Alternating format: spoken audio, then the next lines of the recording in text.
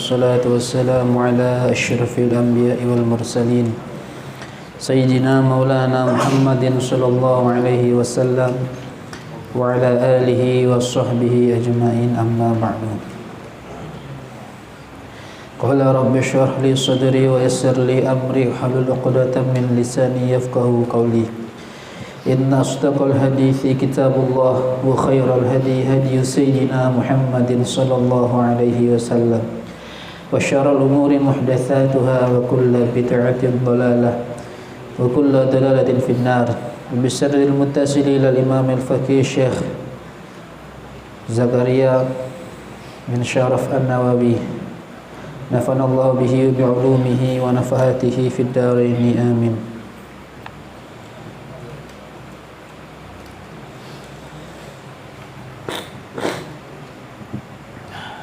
Kalau pengarang kitab Ubhatul Usul siapa? Syekh. Kalau ini bukan Zakaria ya, Abu Zakaria Yahya. Jadi nama apa namanya kalau dalam nahu kalau menggunakan Abu dan Ummu? Jadi kunyah beliau Abu Zakaria. Jadi Abi Zakaria Yahya bin Syaraf An-Nawawi. Nama beliau Yahya bin Syaraf An-Nawawi. Itu adalah nisbah ke tempat, ke daerah. Bismillahirrahmanirrahim. Ala wa inna fil jasadi mudghatan. Ala ingatlah, wa inna fil jasadi sesungguhnya pada jasad, pada tubuh, mudghatan sebermula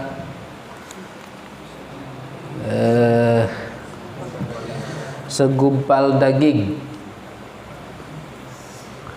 Ai kit'ata lahmin saghiratin, artinya sepotong daging yang kecil, biqadrima dengan seukuran sesuatu, yubdahu yang dikunyah ia sesuatu.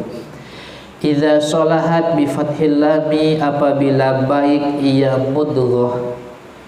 Salahat dibaca dengan fathahnya lam. Ai artinya bil imani wal ilmi wal irfani, artinya dengan iman dan ilmu dan irfan dan mengenal Allah. Solahal jasadu kulluhu, niscaya baik oleh jasad seluruhnya jasad. Ai artinya bil ikhlasi fil a'mali, dengan ikhlas pada beramal, lil malikid dayani, bagi zat yang raja. Ini intinya Allah ya. Ad-Dayyan, lagi maha kuasa. Wa idza fasadat bi fathis sini, dan apabila jelek ia mudghah. Bi fathis sini dibaca dengan fathahnya sin. Ai bil juhudi wal kufrani, artinya jelek atau rusak dengan sebab keingkaran dan kekufuran atau kekafiran. Fasadal jasadu kulluhu, niscaya jelek atau buruk oleh jasad, kulluhu seluruhnya jasad. Ai artinya bil fujuri, dengan kemaksiatan, wal isyani dan kedurhakaan. Ala ingatlah, wahiyal qalbu, dan bermula ianya mudghah ialah hati. Wahwa, dan bermula ianya al qalbu, mahallul akli ialah tempat akal. Al-mumayyizi bainad dharri wan nafi'i, yang membedakan antara kemudaratan, antara sesuatu yang memberi mudarat dan sesuatu yang bermanfaat. Nabi jelaskan di sini bahwa di setiap kita, di dalam jasad kita itu ada segumpal daging, ada mudghah. Yang mana mudghah itu adalah al-qalbu, hati. Seandainya mudghah atau hati itu baik, Bagaimana agar hati itu baik? Dengan cara 3, yaitu iman, ilmu, dan irfan.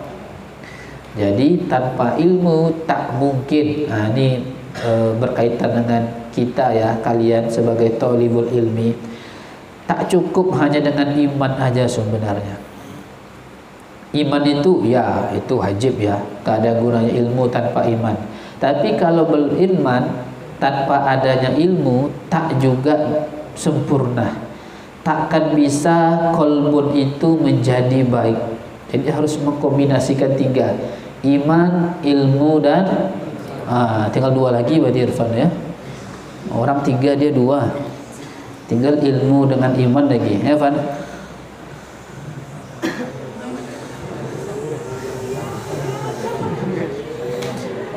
Kalau hati itu baik dengan adanya iman, ilmu, dan irfan, bagaimana? Maka seluruh jasad orang tersebut juga akan ikut baik.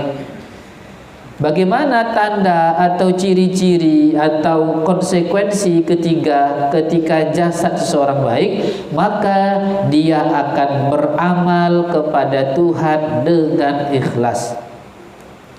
Jadi cara mengetahui apakah udah baik jasad kita, apakah amal perbuatan kita ini sudah ikhlas apa belum?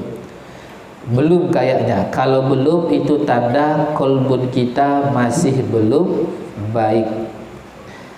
Kenapa kolbun kita gak baik? Pasti salah satu dari 3 tadi bermasalah. Kalau tidak iman kita, insya Allah iman tak ya, insya Allah kita benar-benar yakin Tuhan, malaikat, yakin. Pokoknya salah satu dari 3 itu, iman, ilmu, irfan, pasti bermasalah.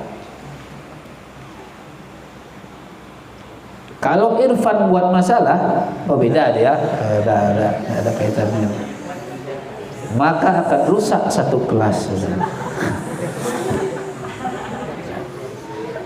Cobalah, siapa yang kira-kira tadi sholat maghrib, sholat maghrib ikhlas, memang datang ke aula jam 6 ke musola. Saya datang jam 6 ke musola, ingin menunggu maghrib masuk.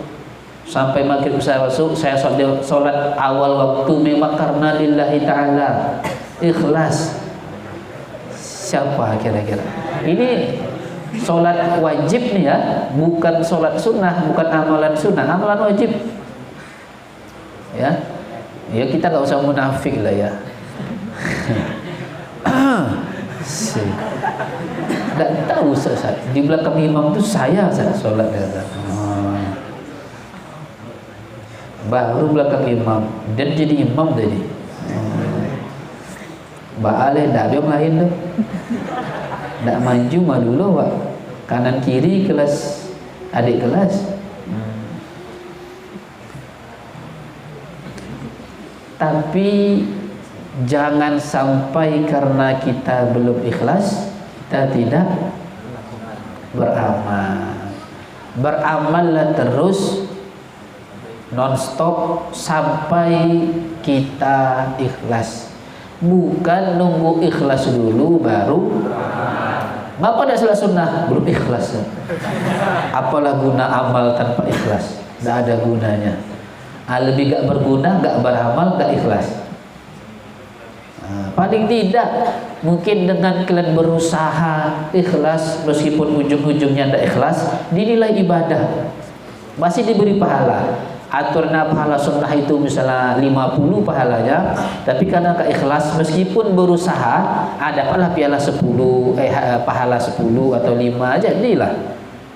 Ini udah gak sholat dengan alasan ikhlas, malah nyalakan orang. Gayang sholat deh, ada juga ikhlas apa lewat. Jangan gitu. Ini penyakitnya mencemeh itu, na'udzubillah ya. Saya gak beramal, harus ada kawan saya. Bagaimanapun caranya.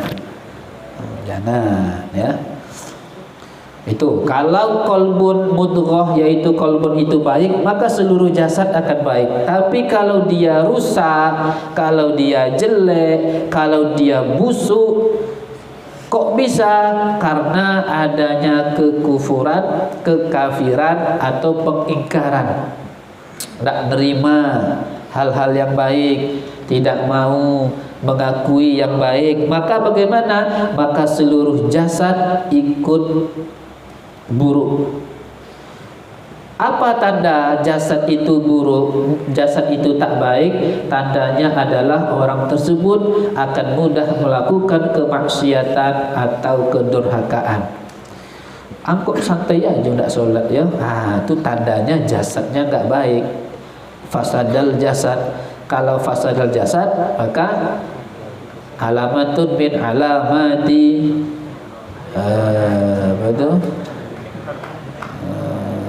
busuknya hati, ya. Nauzubillah, jangan sampai ya. Itulah qalbun. Qalbun itulah tempat yang bisa membedakan mana yang baik, mana yang buruk.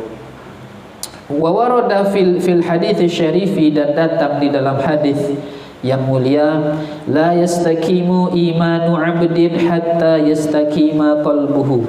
La yastaqimu, tidak istiqomah, tidak lurus, imanu 'abdin, oleh imannya seseorang, imannya seorang hamba, hatta yastaqima qalbuhu, hingga istiqomah, hingga lurus oleh hatinya hamba.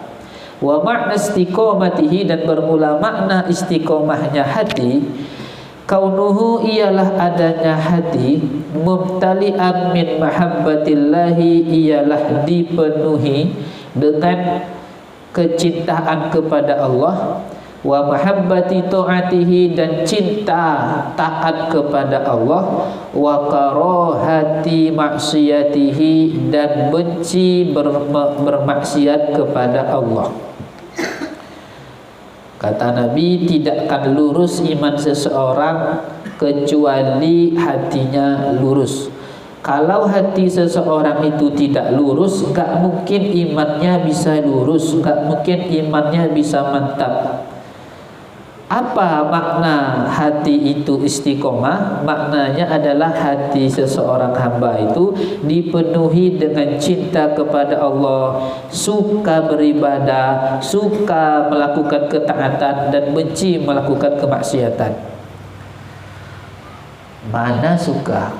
Sholat isya tepat waktu, atau sholat isyanya ditunda karena jam 7:30 mau maban? Keluarlah kaidah, kan waktunya muasak. Asal ada niat mau mengerjakan di akhir waktu. Ustaz tidak belajar gue telusul ya. Sombongnya, ampun.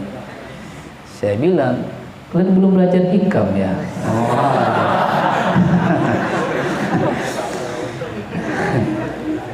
Ya. Jadi janganlah kita sok-sok apa ya, sok-sok suci di sini ya. Gaya nengok kawan bermaksiat, jijai kali nengok dia. Bukan ijai ya. Masa dia buat dosa santai aja. Coba tanya sama diri sendiri, benar tak kita sudah mahabbah ta'atillah? Benar tak kita sampai ke karohah maksiatillah? Tak suka kita bermaksiat kepada Allah? Astagfirullah, gimana? Tadi belum sholat qobliyah rupanya. Allah, pantaslah hati saya kok tidak enak. Makan rasa ada yang kurang apa? Padahal sambalnya ayam, tapi kok apa yang kurang ya? Rupanya lupa qobliyah tadi, karena terlambat tadi belajar. Selesai belajar tadi BAB, pas datang orang udah iqomah. Pantas ada yang kurang. Udahlah, saya tinggalkan makan, saya sholat qobliyah dulu. Wah. Ini pas sholat apa yang kurang ya? Ada yang nggak enak. Wih, lemarinya lu dikunci nih. Tadi baru datang orang tua, sambal hilang beko. Astagfirullah. Ini batal takwi dosa. Dipaksakan kentut. Ada uzur balik. Gimana ya? Ini pula doa, ya Allah, masukkanlah saya ke surga yang di sana ada nabinya. Ngacalah dulu bro, ada malaikat kan? Yakin amal kita udah pantas diletakkan selevel dengan para nabi? Tak boleh saya minta. Iya tentu kita mintanya ke yang paling atas. Janganlah minta ya Allah masukkanlah ke surga meskipun surganya mepet ke neraka. Jangan gitu doanya. Kalau itu nanti cepat jatuhnya langsung ke neraka. Kalau minta paling tinggi jatuh, masih ada di bawahnya surga. Jatuh lagi, masih surga di bawahnya. Nah itu minta ke langit ke-7, jatuh dari langit ke-7 ada langit ke-6. Kalau minta langit pertama jatuh langsung ke dunia, langsung ke bumi langsung. Itu tapi janganlah terlalu maksa ya. Seimbangkan juga. Saya berniat, bertekad saya akan membuat amal saya ini pantas saya dimasukkan ke surga yang ada nabinya. Biarlah saya hanya sekedar penghidang minuman, asal orang yang saya hidangkan adalah nabi, daripada saya di surga mendapatkan apapun tapi di surga juga ada nabinya. Ini kan saya guru itu. Biarlah saya gak dapat apapun di surga, asal bisa membawakan air minum untuk nabi, membawakan air minum untuk Sayyidina Abu Bakar, membawakan air minum untuk Sayyidina Umar, Utsman dan Ali. Kan enak tuh. Ngumpul di surga itu kan, di Nabi, Sayyidina Abu Bakar, Umar. Kita datang bawakan teh atau kopi. Kan mantap gitu. Ini tak tujuan surga tuh dia penasaran apa rasa daging babi dia. Tengoklah di surga dia minta itu kan. Itu pelampiasan hawa nafsu tuh. Gimana caranya rasa tua itu? Penasaran saya. Selama dunia tidak pernah, tengoklah di akhirat besok saya minta itu. Makan babi, minum arak, satu meja sama Fir'aun. Udahlah pesta lah, yuk. Astagfirullah, maaf ya Fir'aunnya nggak sana. Mana lagi? Fir'aun itu neraka atau masih ada khilaf? Kayaknya tidak ada ya kayaknya ya. Jangan Zat, ada yang tersinggung, ada keturunannya di sini Zat. Cepat ya.